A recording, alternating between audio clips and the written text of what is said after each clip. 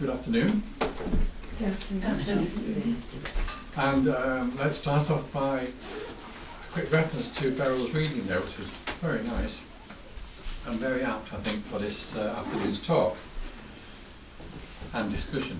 Because in that reading, Beryl referred to humanity, to us, as children of the universe, which we truly are.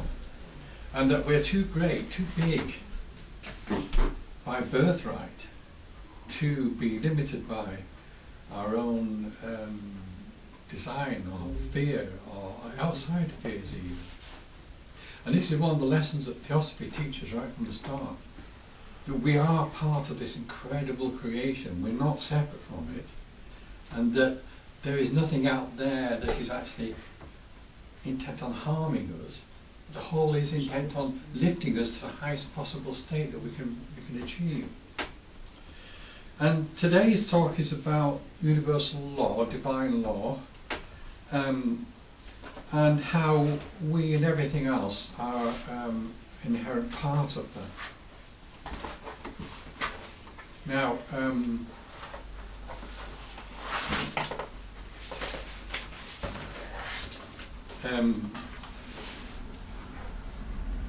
what we have to start off by thinking is, where do these laws come from? What are these divine laws and where do they come from? That's the whole point, really.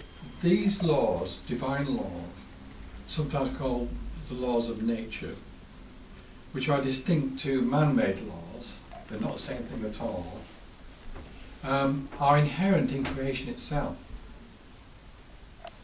And this is why we can't get around them.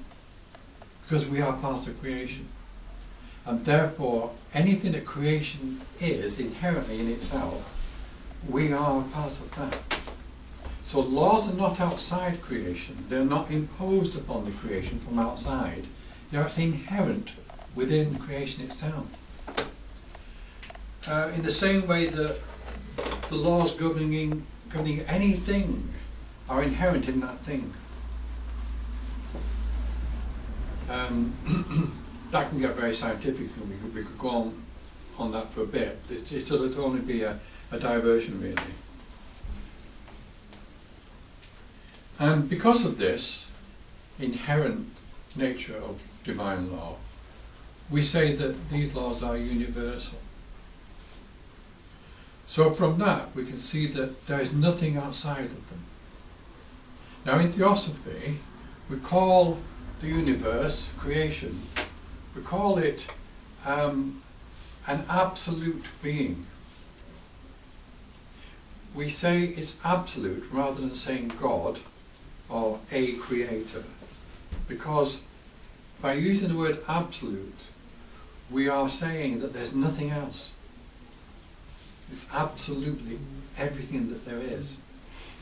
And in that statement is implied that there is nothing outside of that one single life, and that it is one single life. Now, we have to understand that in terms of our own lives, because we are separate lives. My life is separate to Beryl's, and separate to Julie's, and separate to Norma's. Yet at the same time, we are part of the same life, in the same way that this finger is separate from that finger, but it's part of the same body, and is governed by the same rules of my body. So therefore every individual, everything in creation, from an atom to a star, is part of one thing. They're not all different things, they're aspects of one thing. Like saying the facets on a diamond are not separate things. It's a diamond, and that diamond has several facets. Life is one thing like the diamond, and everything so-called within it are facets or aspects of that one life, that one thing. This is a big thing to get our heads around, because we spend 1,000 incarnations as human beings thinking ourselves to be separate from everything else. We're not. what we're getting confused with, is the appearance of things. Right? So I appear to be separate from Beryl, but in truth I'm not. My spiritual essence is the same as Beryl's. Everything is the same as everything else, but being expressed in a different way. This is why we have at the one hand that everything, as Beryl said, is unique. Each individual is unique, yet is the very same. It's a marvellous thing about life. Out there, there is such a diversity of expressions, of outer expressions, of appearances of things, yet they're only manifestations of one thing. And that one thing we call the Absolute. Religions call it God, the Creator. There's different there's labels, aren't there? The lady who co-founded the Theosophical Society in 1875 was a very advanced thinker and a very advanced soul, H.P. Helen Petrovna Blavatsky. She wrote The Secret Doctrine, which has been in print ever since, and it's a most famous book, a most deep philosophical tome. When she wrote it, it was totally alien to the thought of that time, and that time was a deeply Victorian era. She made statements in that book that the scientific and medical establishments just laughed at, but later come to see that she was right.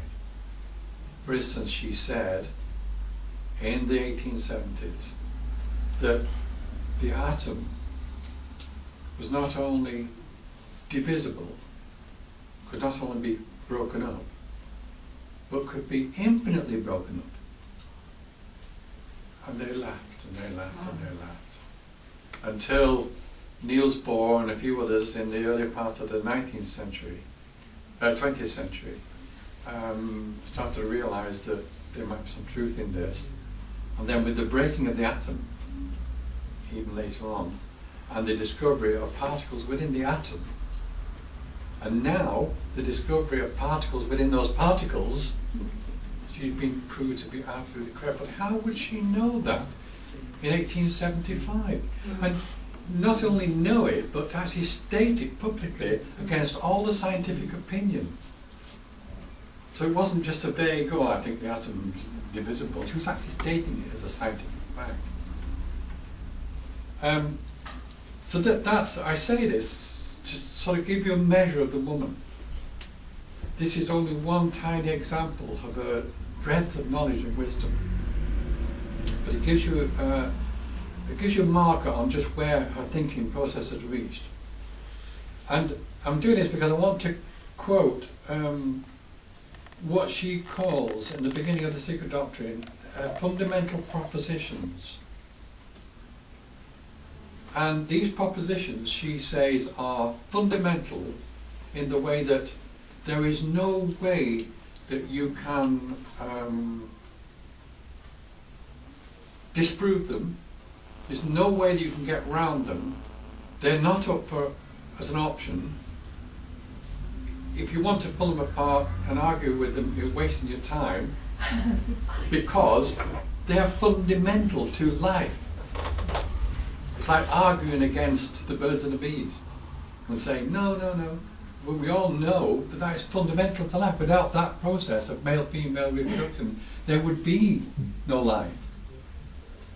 So certain things are given. And she gives these three propositions, which are so wide-ranging and yet so succinct. And I'm going to look at these in terms of what we're talking about, which is universal law. You can look at the propositions in other terms as well, but let's do it in terms of law. First proposition, she says that creation is the expression of a power that is omnipresent, limitless, and eternal.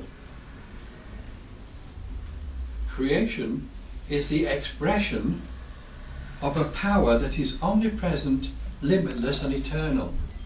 That sentence is incredible. Creation is the expression of a power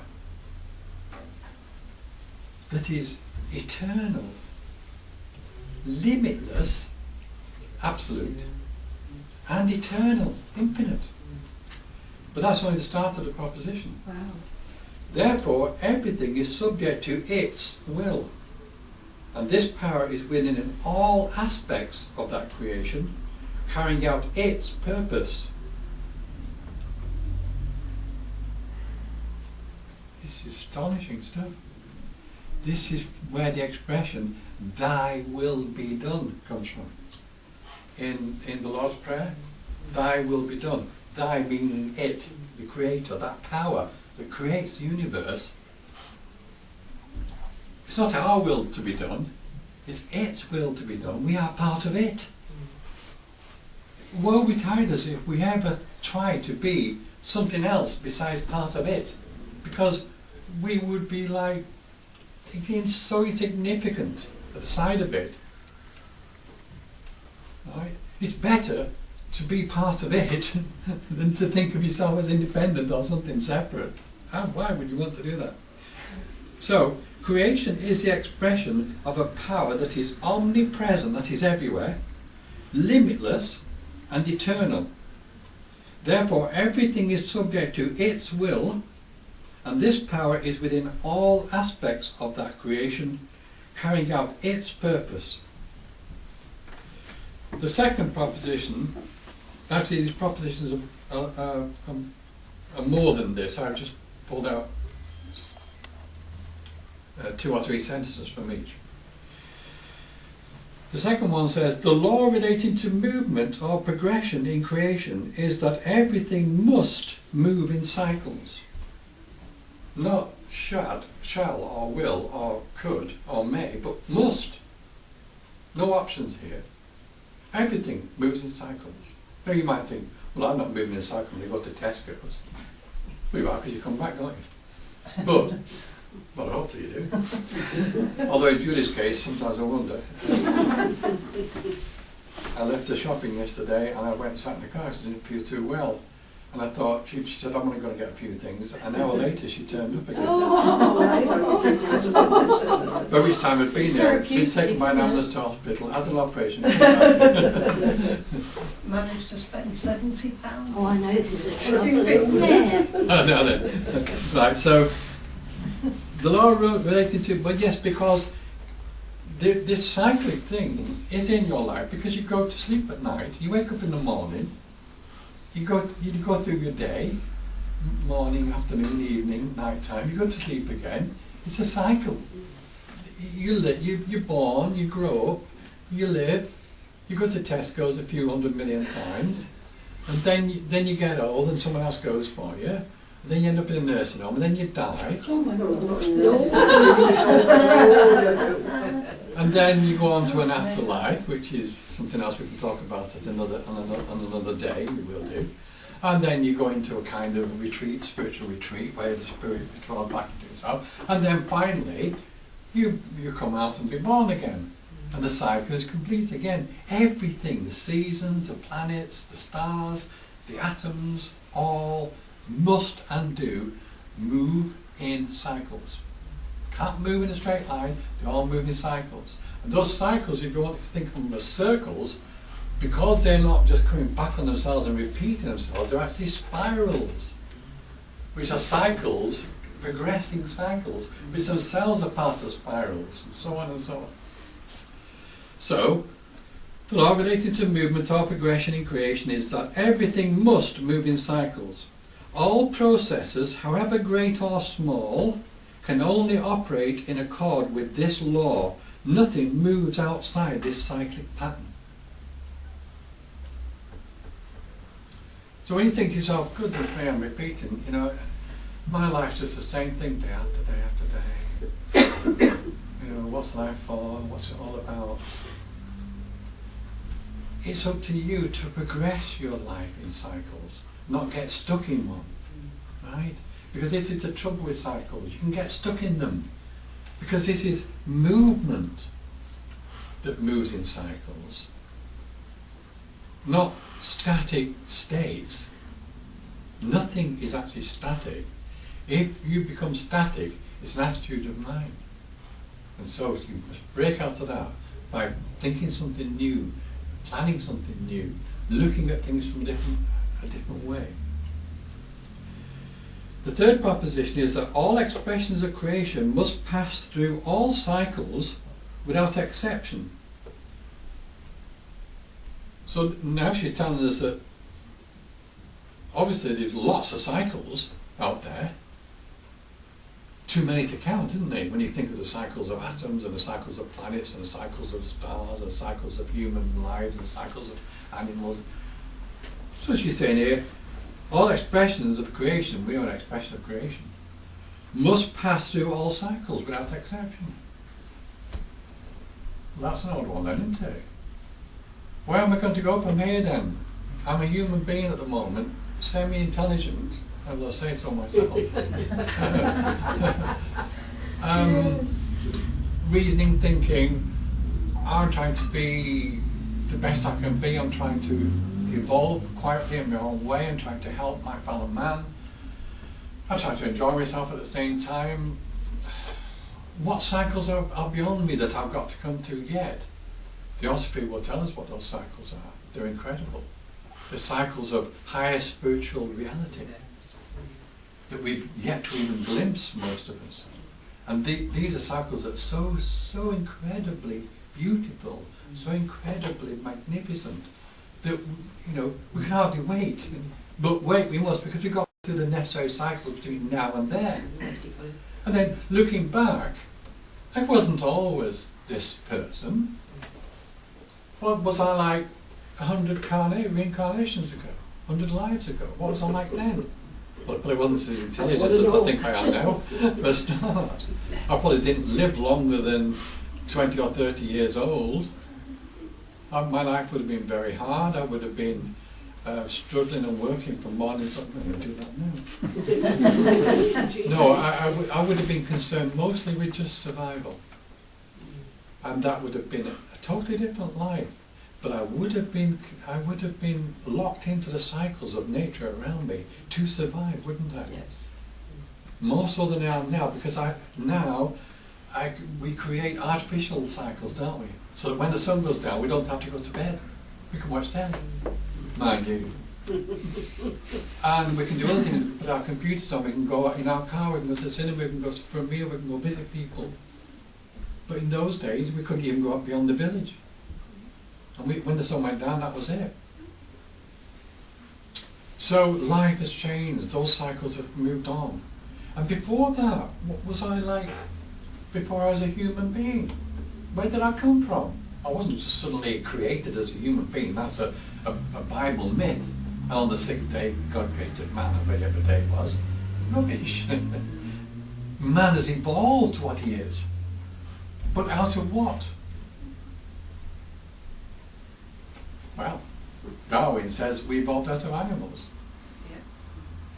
Certainly our physical bodies have benefited from the development of physical bodies in animals, and their bodies were benefited from the development of cellular growth and structure in plants before that. And those vegetables and plants, they got their blueprints and patterns and energy systems from mineral formations before that. But what happened before that? Before that, life wasn't physical. It was on an astral level, where all these things were gone through in an astral sense rather than a physical. Does that make sense? Can you imagine how we could have minerals, vegetables, animals, and humans in an astral world before physical worlds were available? Yeah, because when you're dead in the future, you will live in a world like that in the astral world. And what I'm saying to you now is that was there before the physical world. So that's where we came from, and we'll pass through that cycle on our bigger cycle now. And before that, all these things were sort of developed and the patterns vaguely established at the mental level, in the mental plane. But we're now talking so far back in time, in cycles, that to even attempt to put a number on it would be ridiculous. I couldn't even say so many billion, billion, trillion, quadrillions back. You know, science has got these incredible numbers now, and they don't count them, they just stick them in equations and bring them out again later. But you can't count that time back, it's so far back. But we were there. 10 to the infinite. This spark within you and me, which is spiritual, had gone through all that evolution to get to this stage now where it can wear a physical body with a brain, with feelings and thinking and the energy structures, and all that we are now has come out of all that we were then. But It was not created like that. And we can say from the wisdom that we've been handed down from beings who passed beyond our stage and have turned around and give us information to help us, that we're just beyond the halfway point. Just beyond the halfway point. All that has only been the halfway point. The first half of the great cycle, the Maha cycle.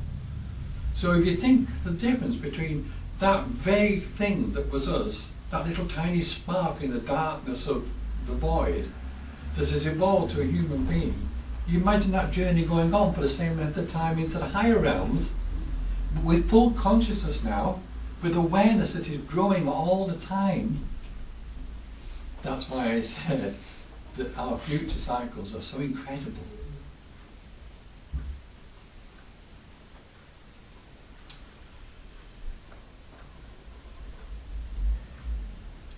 All expressions of creation must pass through all cycles, without exception.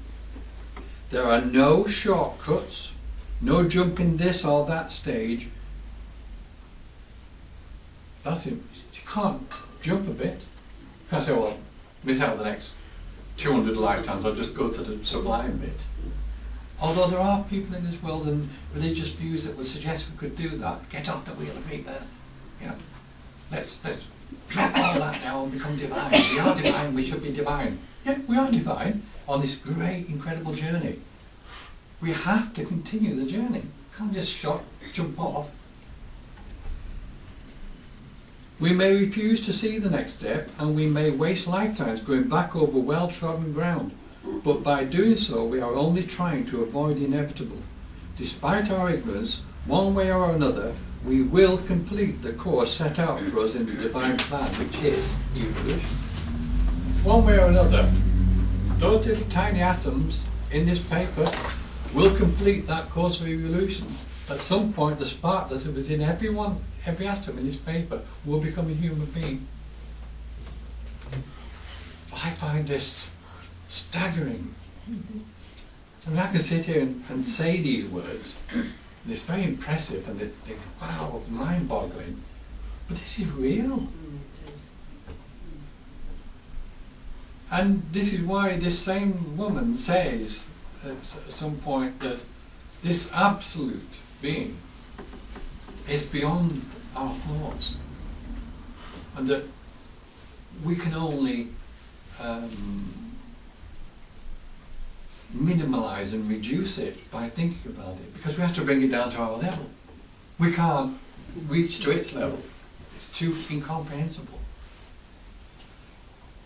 But we can try, because that's good for the mind. But don't expect to succeed. When you think you've succeeded in doing that, you've created a God. You created a God of the Christians, you created a God of the Muslim, you created a God of the Hebrew. These are not the absolute.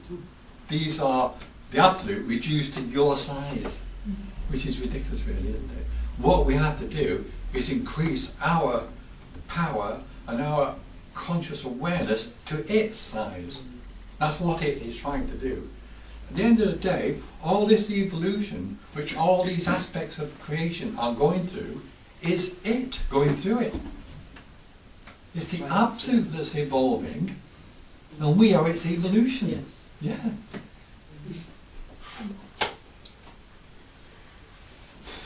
Say that bit again. The absolute is evolving. And we are its evolution. Yes, we are its evolution. Yeah. Yes.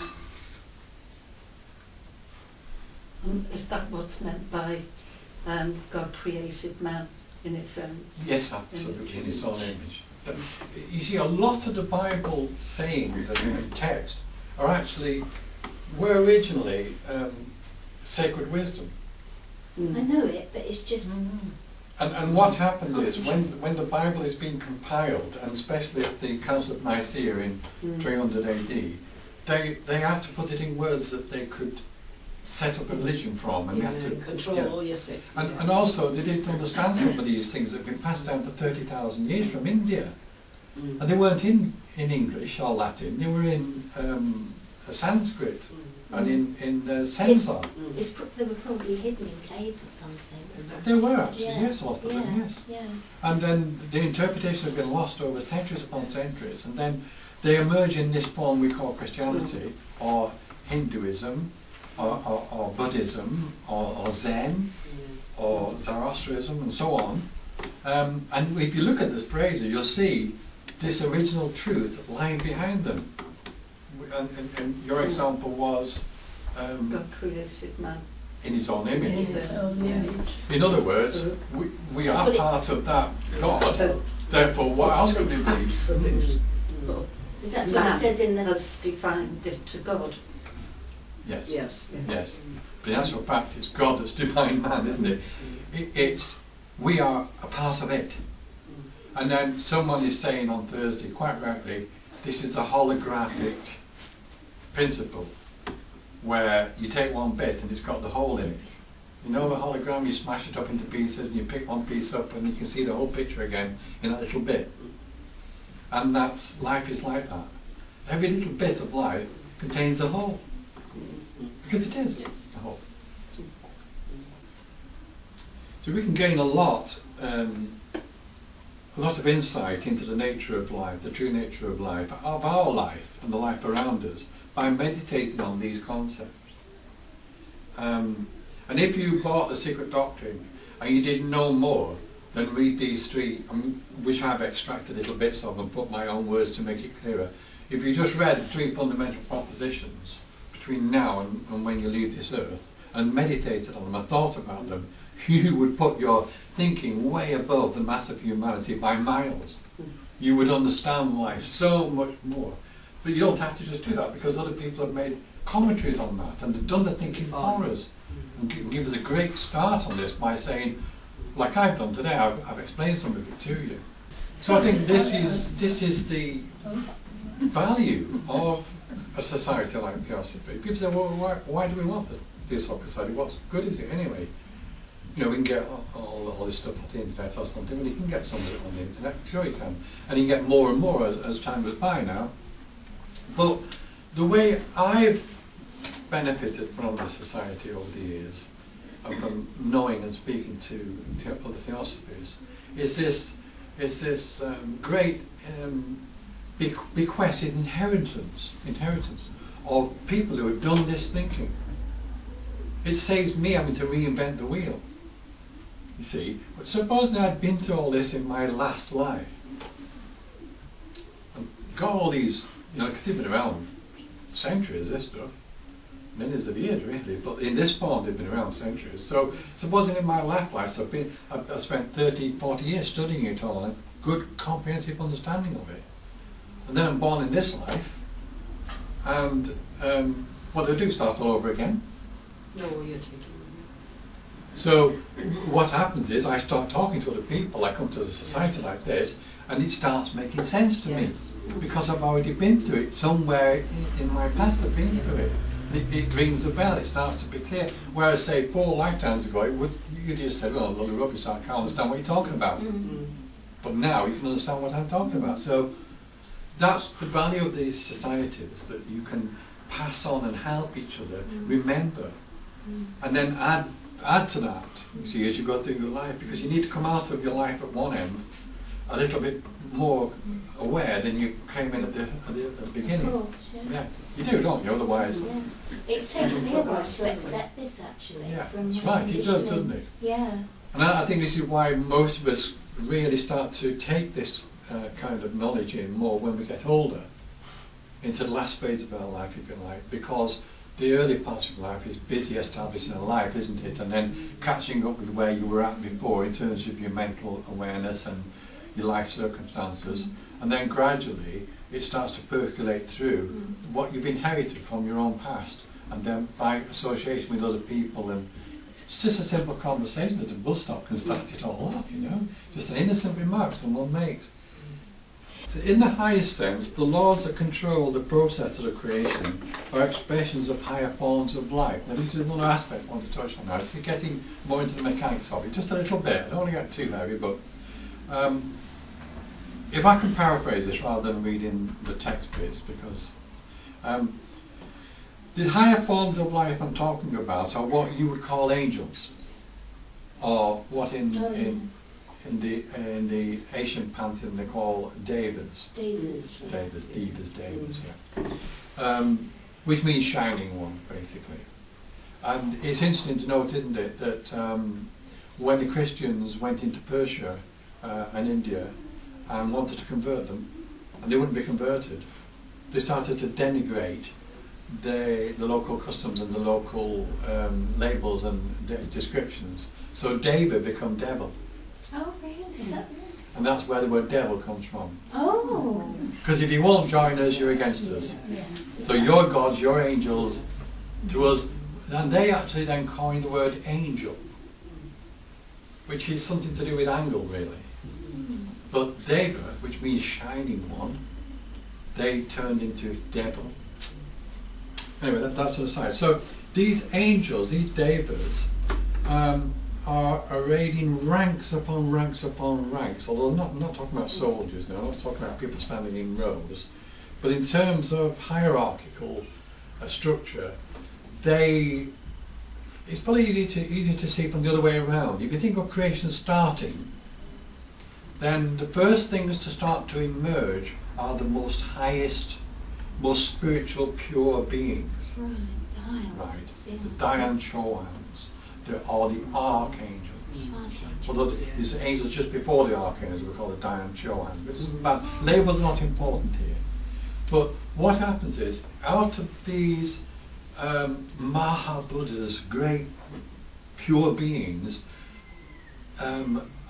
unfold from their energy, from their nature, from their mind, from their consciousness, unfold the archangels. And from the archangels unfold things like the Pika and the builders and other ranks of angels. And from them lesser angels and so on. So really they're like Russian dolls. Yeah. They all unfold one from within the other. Now Madame Blavatsky says somewhere, and at some point this year I'll be giving this quote, that the whole universe is created, is guided and controlled by untold, infinite numbers of ranks of angelic beings. Now, this is where the word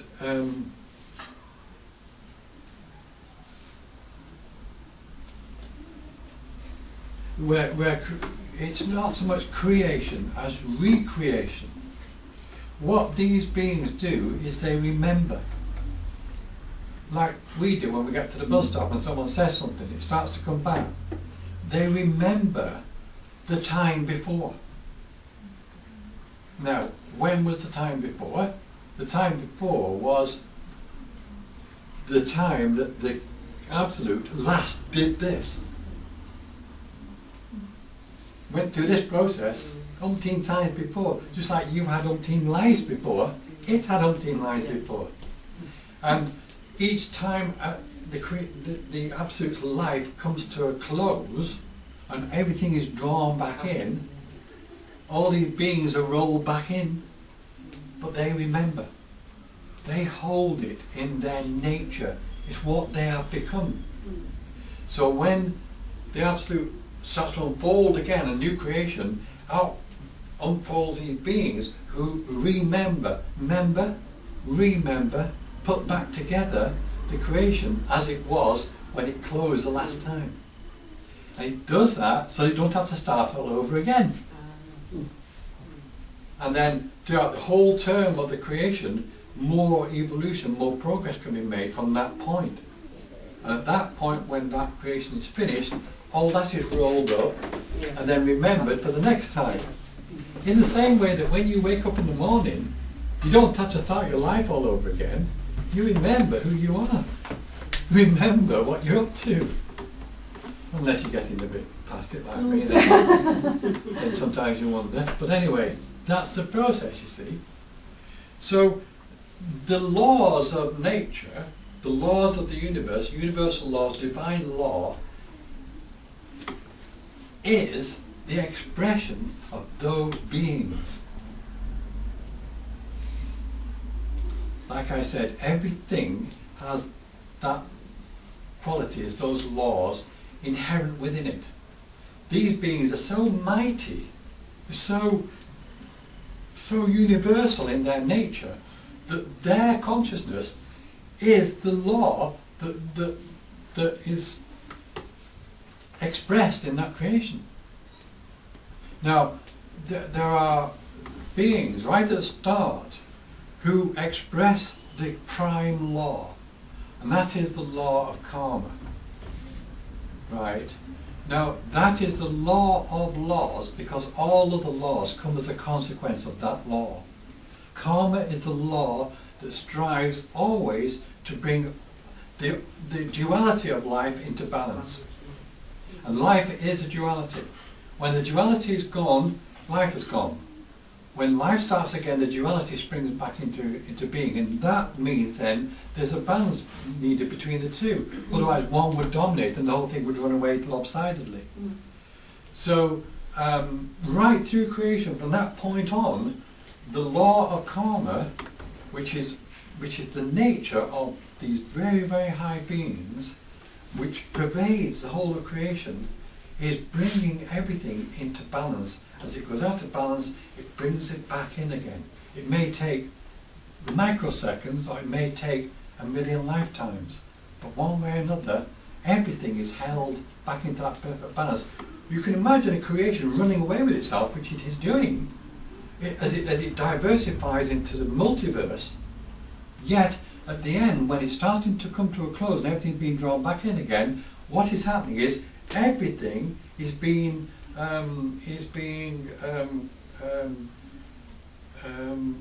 satisfied. Everything is being Brought to balance. brought back into balance. Resolved. Resolved, yeah. All the issues of the universe are gradually resolved until there is only that one issue left, the negative and the positive, and then they virtually wrap themselves together into one thing, and the whole thing is gone again now. They must be very busy all the time. Yeah, but they're not doing anything. It is what they are. What they are. Yeah, it's what. Yeah. It's what they are. What they're there for. They're balancing. Yeah. The same as the Lepaika, who are the scribes, the recorders. They don't sit there writing on tablets. Hang on, he's done that, wouldn't he? That's 4:05. Not last time, weren't it? 3 minutes past 4. Oh, hang on, that atom's just hit the other atom. Hang on. They can't write all that down. They witness it. And in witnessing it, it is written within them. Yes. Their memory. And they become it. So you see how creation works now. It doesn't work by people so much, by these things imposing these things on everybody and everything.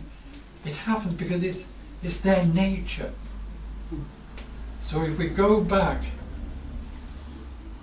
several creations ago, say maybe 500 creations ago, 500 universes ago, the beings that are embodying these energies and these laws were very simple. The laws were very simple. There was probably the law of attraction, the law of repulsion, gravity, and so forth. There was probably, obviously there'd be the law of karma, there'd be the law of cycles, but the cycles would be very limited. But now, 500 creations later, they have embodied so much more, they've become so much more comprehensive themselves, that life can become more comprehensive. And those same laws are applied in a far more comprehensive way, and a way that science is struggling to understand, even at the physical level, never mind all the other levels as well. So when Madame Blavatsky said, not only can the atom be divided, but it can be infinitely divided. She was talking about all this. She knew that within every physical thing was billions of other parts of things. Right into the spiritual plane. Melchizedek, I feel, has been very prominent in my life. It's meant, had a purpose. Yeah. And I just feel that it's, it Yeah. is one of these It divine is. beings. And I'm glad you brought that up, because there's something else I can say on this which may interest you. When he says on the right hand side of God or the right hand side of creation, that must imply that some equal being is on the left hand side. Yes. Otherwise it'd be Yes. totally out of balance, Yes. wouldn't it? Yeah. And so we get this very thorny philosophical, religious and moral question of good and evil. And I don't want to go there this afternoon. But we have to note in passing that what is on one side must be mirrored by something on the other side, otherwise the thing will spin out of control. Whether we call that evil and good it's arbitrary. These are arbitrary words to my mind. It depends on the circumstance, doesn't it? If it's something doing something really nasty, we call that evil. If it's something doing something really good and benevolent, we call that good. But in creation itself, it's the opposites. And standing between those and emanating into both those is the law of karma. Now, when you say a specific being, and there's Gabriel, Ariel, and so on, these are the great archangels of the Christian pantheon, but they have Hindu names as well, but it doesn't matter. Whereas way back in the beginning, they would be individual angels. Because creation has evolved so many times since then and gone into such complexity, when we now say Gabriel or Oriel, or I can't say that word, when we now refer to an individual archangel of such magnitude, we're really referring to a whole host under that banner, if you like. Yes. Yeah. So when you say it has been a big factor in your life, you mean that influence, that power. Order. That's right, that order. What that represents has been very significant to you in your life. Now, to some people it would be the order or the energy associated with Gabriel, or or whatever. But we have to understand that by now, these beings are a whole pantheon of beings that spread out beyond measure, beyond number. Because there isn't a sound of them. But now there are millions under each of those seven. Like it's like thinking like 7 suns, stars. And then the rays coming up those stars are numberless. The rays of light. Yeah. What about saints? Do they come into the same category? Yes, so further down the line, where you get Down the line. an actual interface with humanity at a lower level, then when a human has risen to a level of inner awareness that he can be directly embody one of those rays or one of those principles, he then usually enacts in his life something which puts him above his fellow men and is then noted as a saint or whatever. Yeah. But that's this end of the scale. What we're talking about there is at the other end of the scale, where Yes, the they're highest. impossible to Hierarchy. define really, but we've got these names that have been passed down, Yeah. and actually there's nothing, the name itself, you see, it's a hard name to pronounce, and even simple names like Gabriel, they're not just names, they're words of power. And that's why in the Christians and other pantheons, other religions, they learn to pronounce these words of power as effective magic. It is actually magic. The chanting in the churches, the mantras in the temples, they're all using words of power to produce effects on the inner planes. Rightly or wrongly, depending on the circumstance.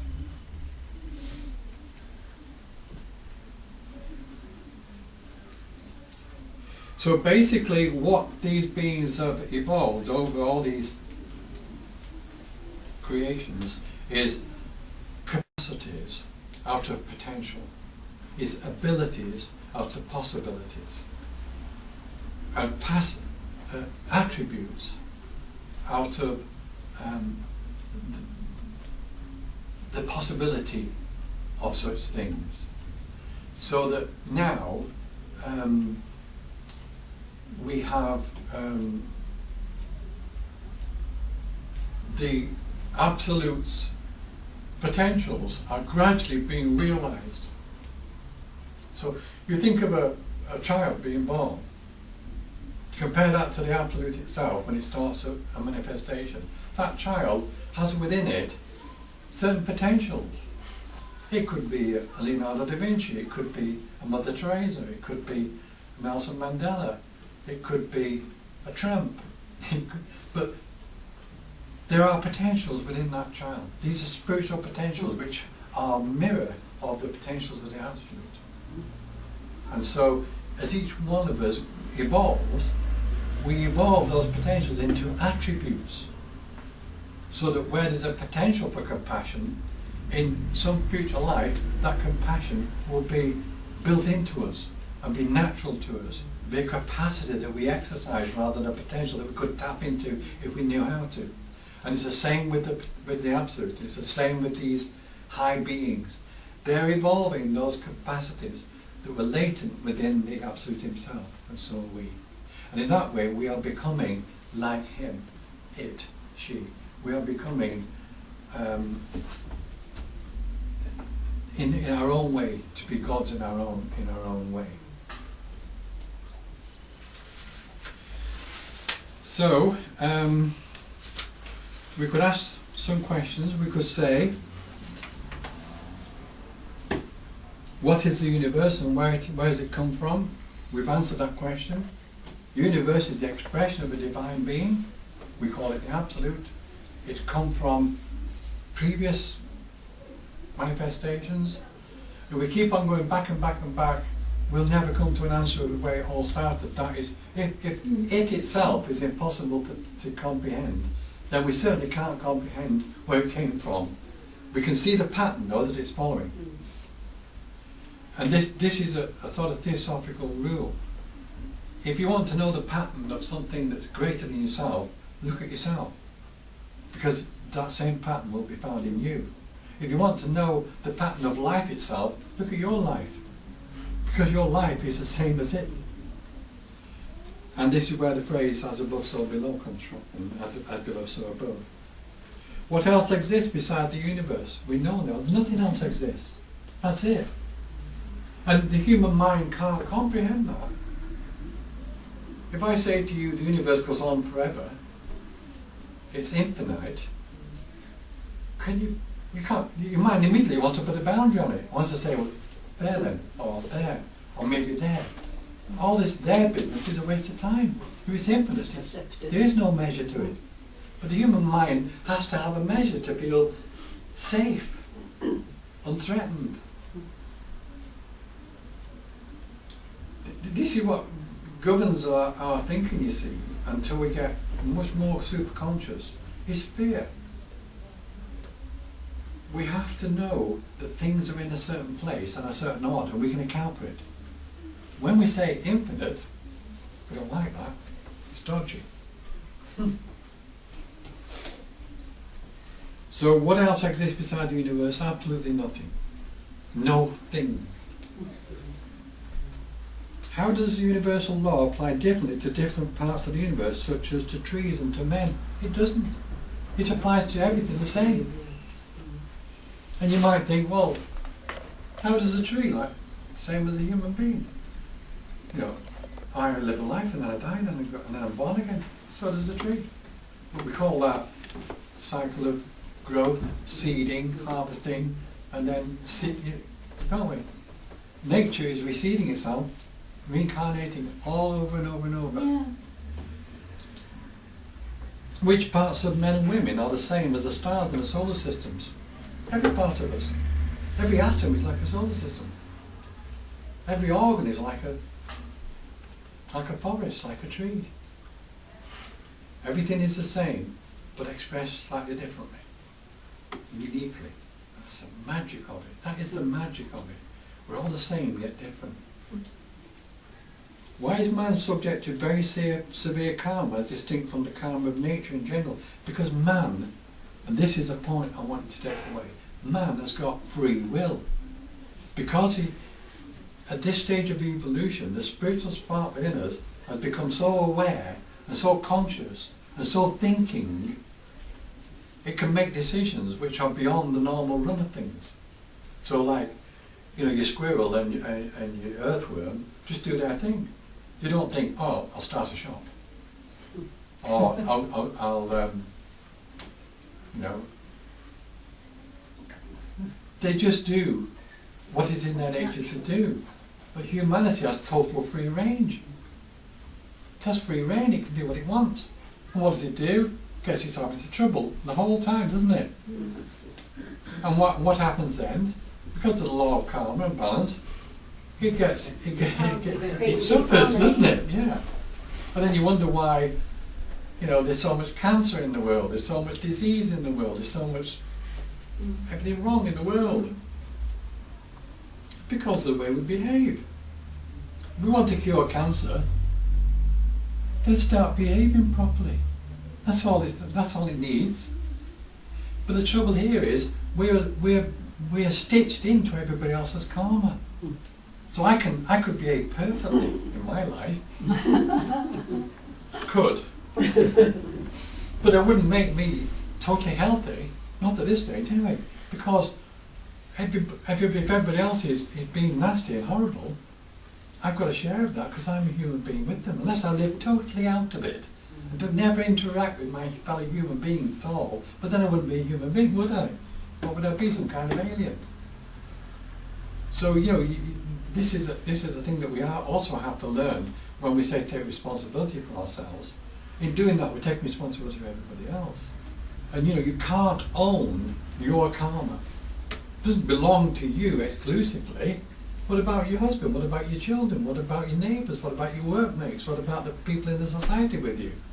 They're all interacting with you, and they all take or give according to your karma. So if you go down with cancer, it's going to affect so many people, right down to the nurses and doctors in the hospital and the ambulance drivers and everybody, and the chemists in the laboratory. So you see, we are one thing. So yes, let's try and live a perfect life, i.e. let's live within the law, let's understand the laws of nature and don't break them with our free will, because that's what we're doing at the moment, mostly. We're breaking these laws because we think we can get away with it. We don't think, for instance, that what I'm thinking is just what I'm thinking. It doesn't matter to anybody else, it actually does, because my thoughts go out to everybody else. If I'm sat here thinking nasty things while I'm talking, then you're registering it at a subliminal level. I'm not actually private at all.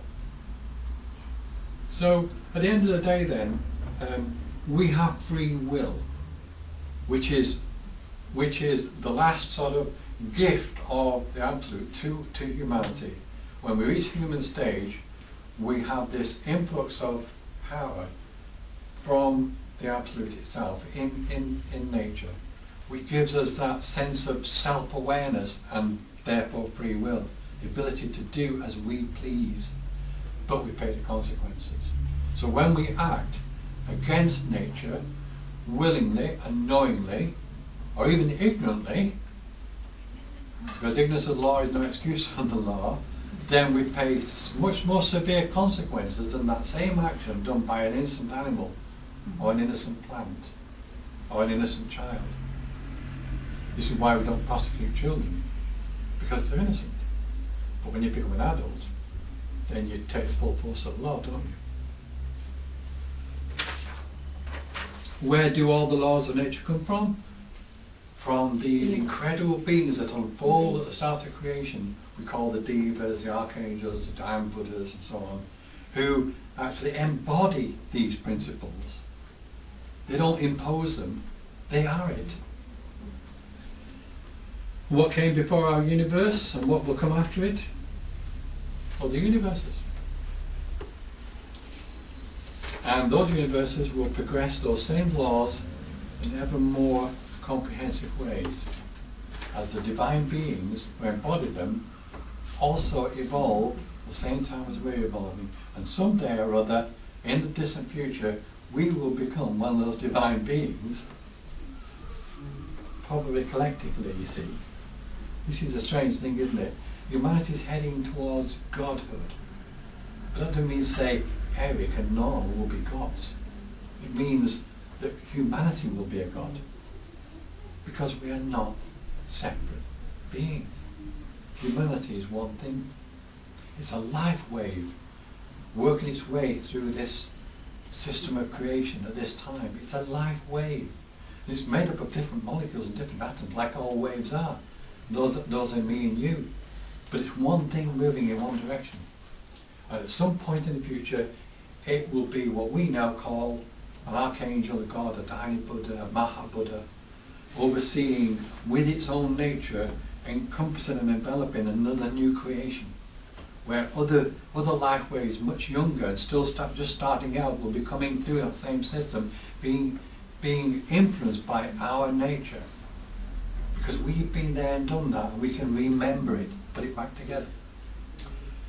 All right, folks, that's what to do.